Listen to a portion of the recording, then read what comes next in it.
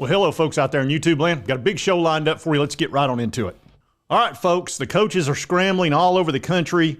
I think this is the new normal, and there are so many coaches leaving. It's incredible.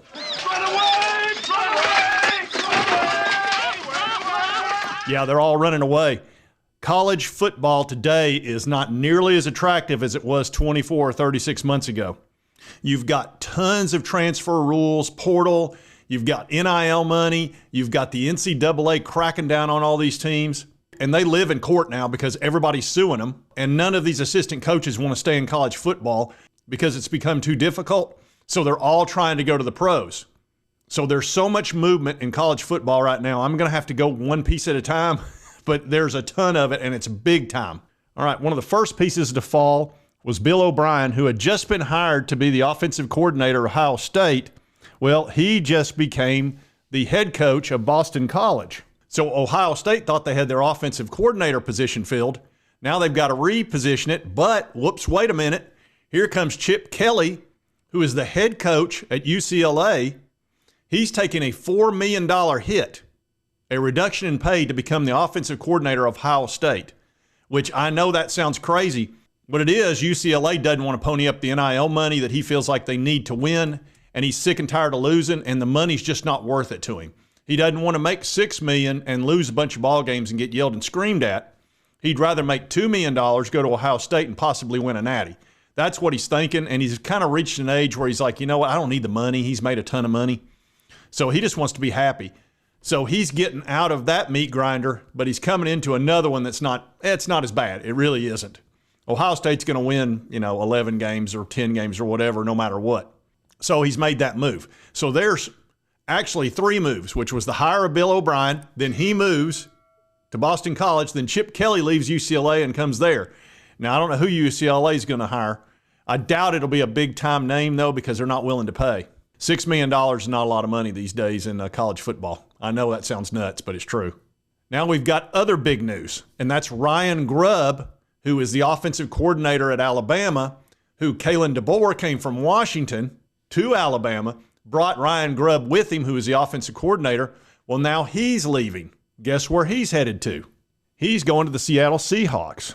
And on top of that, he's going to take Scott Huff, the offensive line coach, along with him. And this is reported by Adam Rittenberg. He says, what I'm hearing on Alabama's staff per sources following Ryan Grubb's departure, offensive line coach Scott Huff expected to join the Seahawks.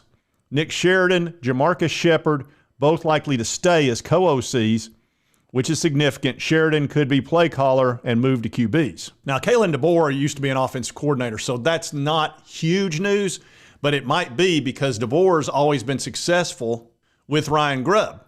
So there's some people out there that are speculating that Ryan Grubb's the secret weapon. I don't necessarily think that's the case. That's DeBoer's offense.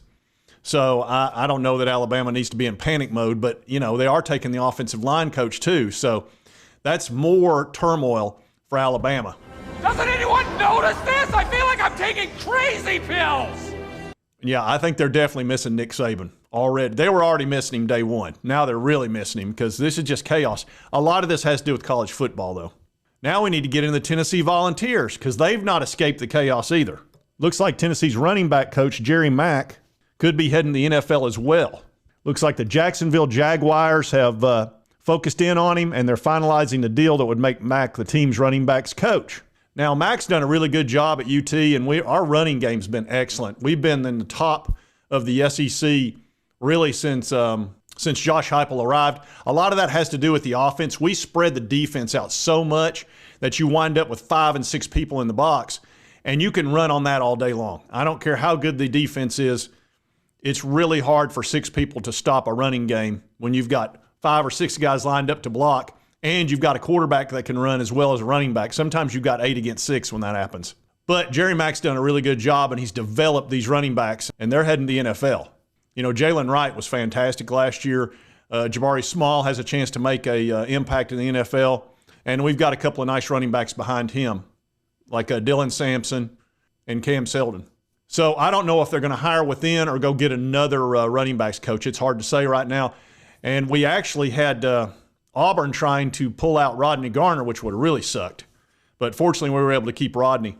But all of these coaches are either going to the NFL or, in Chip Kelly's case, he's going from head coaching down to assistant. All of this has to do with the madness of college football, and it's going to be this way for several years until all of this NIL stuff gets worked out. Because understand, not only do you have to recruit the players out of high school, you've got to recruit the players that are on your team to keep them from entering the transfer portal. Plus, you've got to recruit players on other teams to try to get them to come to your school through the transfer portal. For example, Caleb Downs, who went up to Ohio State, or the five-star offensive lineman that went to Iowa that was getting texts during the season. Proctor was his name. So there's so much of that going on. So the coaches never have a break. Then you've got early signing period. Then you got National Signing Day. And there's never a break. These guys never get a break. They're either recruiting 24/7, trying to pull other players, trying to hold on to players, or trying to figure out the money. And you're dealing with 85 personalities on that team, and 50 of them are usually blue chip, or at least 30 of them. And these guys need attention. They like attention, and if you're not giving them the love and showing them their props, well, I just guess I might have to go over here. And it only takes a handful of those guys that are really tough to deal with that can make your life difficult. Jerry, you better yell! Show me the money! Especially if they're super talented. That really can make it difficult because they can be the difference between winning and losing and millions of dollars of extra money or getting fired. So a bunch of these guys are heading to the NFL. That's the prime spot because there's no recruiting, no NIL, none of that crap. Guys sign contracts. They're in for 4 years or whatever. You know how long you got them on the team. And you can just do your job, which is coaching, which is what coaches want to do. They didn't sign up to coach so they could go out and recruit.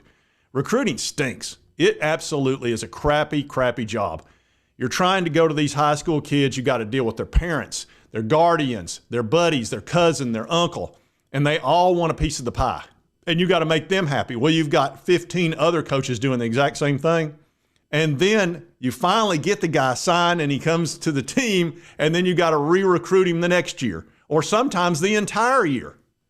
Because, realize they can transfer as much as they want now. And here's what I can tell you right now when it comes to college football. Dalton, tell them. It'll get worse before it gets better. Yeah, it's going to get worse before it gets better. So every team's going to be dealing with this. Some it's going to be rougher than others. Like Alabama right now, they haven't dealt with turmoil in so long. This has got to be new for them. They've had 17 years of Nick Saban always making things work. And even though they've lost a lot of assistant coaches, as long as Saban was there, they weren't worried. I mean, he had his own coaching rehab center there. So we'll be keeping track of this. And like I said, it even affects our Vols. So expect that with your team too. If I didn't mention your team, believe me, it's coming. You can just count on it. Because every single assistant coach is trying to get to the NFL right now. They hate their job. They love the money. Don't get it twisted. And they like coaching. But everything else, which is about 90% of it right now, they hate. So they're trying to get out, believe me. A lot of them are just there for the money anymore because, look, it's a sorry job. Your family life suffers. Their spouses are unhappy because they're never at home. They're raising the kids by themselves. And the guy's over there going, well, I've got to go over here. I've got to get this 5-star and I got to get this 4-star. And the spouse is over there going, well, what about the family? It's no bueno. The one positive, though, is that big money. So they're not going to leave the money. Comes in pretty handy down here, bub. Oh, tut. But they can get money in NFL, too. So, yeah, it's a mess. And it's going to be a mess for a while. If you like this content, be sure to hit that like button. Lets me know to continue to cover all this craziness. And if you've not subscribed, it's on your right, my left. Hit this little button. I'd appreciate it.